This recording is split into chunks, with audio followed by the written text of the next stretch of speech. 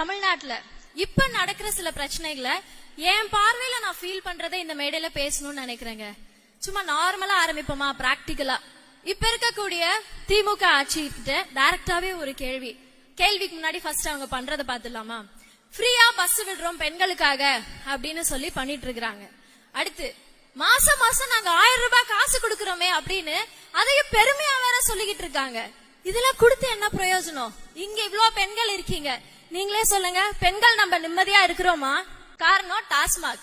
தெருவுக்கு தெரு டாஸ்மாக் அவங்களே திறந்து வச்சுட்டு மாசம் மாசம் 1000 ரூபாய் காசையும் கொடுத்தா அந்த காசெல்லாம் எங்க போய்கிட்டு இருக்குது?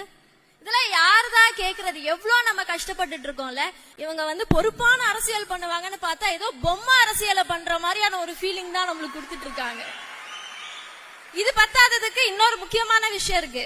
நம்ம அன்புள்ள கனிமொழி அக்கா இன்னமும் மத்தவங்க ஆட்சியில தான் இளம் விதவைகள் அதிகமா இருக்கிறாங்கன்னு சொல்லிக்கிட்டு இருப்பாங்க. இப்ப எங்கடானா அக்கா ஆளையே காணோம். அக்கா கிட்ட டைரக்டா ஒரே ஒரு விஷயம் மட்டும் கேட்டுக்கலாம்.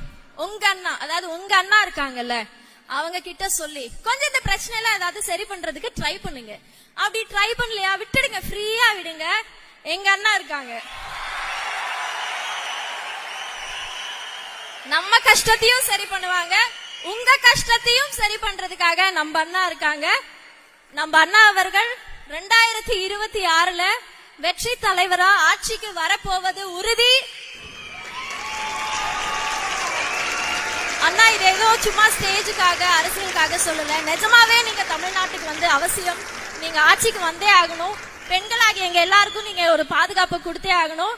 எங்களுடைய கடைசி ஹோப் நீங்க மட்டும்தான். தேங்க்யூ.